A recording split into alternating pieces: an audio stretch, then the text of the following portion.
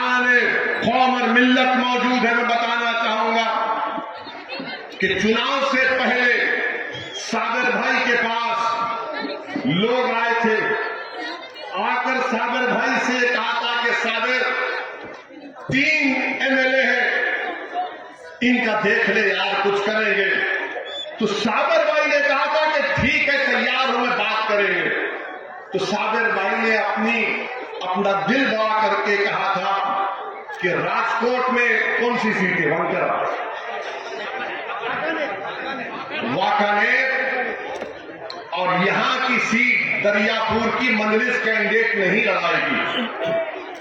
जमालपुर से साबिर साहब ने कहा क्योंकि मैं 2 मर्तबा एमएलए हूं, मैं वहां से लड़ूंगा, और पार्टी ने मुझे कह दिया है, ऐलान कर दिया। तो वो लोग बोले नहीं नहीं, तुम तीनों भी नहीं लड़ना। अब आप बताइए, तीनों भी नहीं लड़ना का मतलब क्या है? हमारे कॉर्पोरेटर हैं, हम मेहनत कर रहे हैं, हम रुके रहे, इसीलिए हमने लाला के नाम का ऐलान आखिरी वक्त में देर से किया। लाला बहुत नाराज हो रहे थे, लाला पठान है, उनका पारा ऊपर जा रहा है। साबिर भाई क्या हो रहा है? मेरे सामने आकर लाला अपने स्टाइल में लाला सबर करो जी साहब, आपने कह दिया। फिर लाला अपने घर को भी बुलाए थे, हमको खाना वाना खिलाए। फिर लाला ने जाते वक्त पूछा कि साहब कुछ याद है नहीं है? मैंने कहा बहुत याद है, ठहरो अभी। हमने तो मौका दिया कांग्रेस पार्टी को कि आओ, तुमने कहा था, हम तैयार थे, मगर आपने कहा कि नहीं, आपका गुरूर इतना है कि तीनों छोड़ दो। अरे कल तुम बोलोगे कि अहमदाबाद से मजलिस को हटा लो, गुजरात में इलेक्शन मत लो।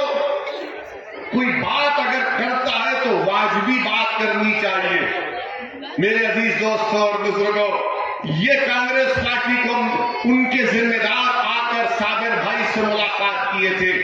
मैं आपके सामने रखना इसलिए जरूरी समझता हूं क्योंकि बार बार ये कहते बीजेपी बीजेपी बीजेपी। 27 साल से आप बीजेपी को नहीं हरा पा रहे, आप क्या हरा पाएंगे बीजेपी को? अच्छा, मैंने 14 कैंडिडेट का हमने ऐलान किया, 14। कल बापूनगर से हमारा एक कैंडिडेट था जिसको कांग्रेस के लोगों ने उसको खरीद लिया। मालूम हुआ नहीं मालूम कि उसको 25 लाख रुपए में उसने अपना जमीन बेच दिया और कैंडिडेट को विड्रॉ भी करा लिया। अब आप बोलिए इनकी हरकत क्या है? यानी मालूम हुआ कि कांग्रेस वाले अपने आप को बेचने को भी तैयार हैं और खरीदने वाले भी हैं ये लोग। मैंने बापूनगर में जाकर जलसा किया, उस कैंडिडेट के लिए जनता से अपील की कि वोट दो। मुझे शर्मिंदगी है कि मैं बापूनगर की जनता को क्या सूरत दिखाऊंगा जाकर, मगर आपने अपने ईमान का सौदा कर लिया। आपने उसको पैसे देकर या जो भी है लॉलीपॉप देकर खरीद लिया, वो कांग्रेस में चला गया।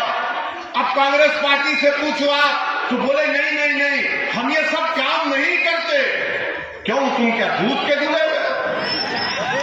वो कैसे भागा? वो आज 1 घंटे में विड्रॉ भी करता है और दूसरे आधे घंटे में कांग्रेस का वो कपड़ा डालकर गुलामी का अपने कैंडिडेट के सामने खड़ा हो जाता है।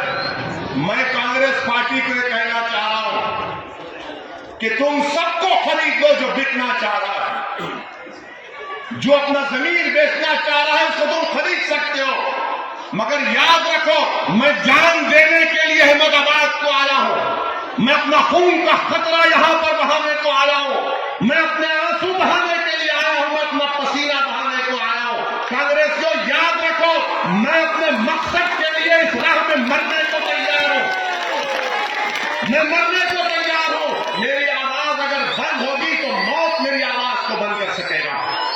आप खरीदेंगे, जो बिकता है खरीदो, जो बिकता है तुम उसको खरीदो, मगर असदुद्दीन ओवैसी के बारे में अगर तुम ये कहोगे तो तैयार हो जाओ उस दिन जब सबका हिसाब किताब अल्लाह करेगा।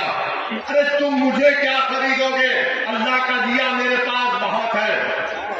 मुझे अफसोस तो इस बात का है कि उस बेवकूफ ने अपना जमीर बेच दिया। अगर वो साबिर भाई को आकर बोलता कि साबिर भाई ऐसा मामला है, मेरी मदद करो, मुझे यकीन था कि साबिर भाई उसकी कुछ मदद कर देते। मगर ये बोलते हैं कि नहीं नहीं, मजलिस उनसे मिली भी है, मजलिस इनसे मिली भी है। अरे हम किसी से मिले हुए नहीं है, हमारा डायरेक्ट कनेक्शन अल्लाह से, और वो कनेक्शन रसूल अल्लाह सल्लल्लाहु अलैहि वसल्लम से अल्लाह तक है। और जिसका ये कनेक्शन होता है उसको कोई दुनिया की ताकत दौलत हिला नहीं सकती है।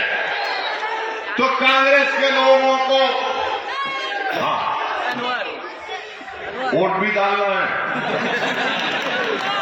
खाली हमारा भाषण सुन के जाके सो जाना नहीं है। क्योंकि कांग्रेस के लोग बोलते ओवैसी के सभा में लोग तो बहुत आते मगर वोट नहीं डालते। आप वोट डालेंगे लाला को? डालेंगे? डालेंगे या खाली हमारा भाषण सुन के वाह वाह खुश होकर चले जाएंगे? वोट भी डालो मेरे भाई। जब तक आप वोट नहीं डालेंगे आपकी अहमियत का आपको अंदाजा नहीं है, आपकी ताकत का आपको अंदाजा नहीं है, आप अपनी ताकत को जानते ही नहीं है। अगर आप मजलिस को वोट डालना शुरू कर देंगे तो आपकी ताकत में इजाफा होगा, सियासी अहमियत में इजाफा होगा आपके। इसीलिए मेरे अजीज दोस्त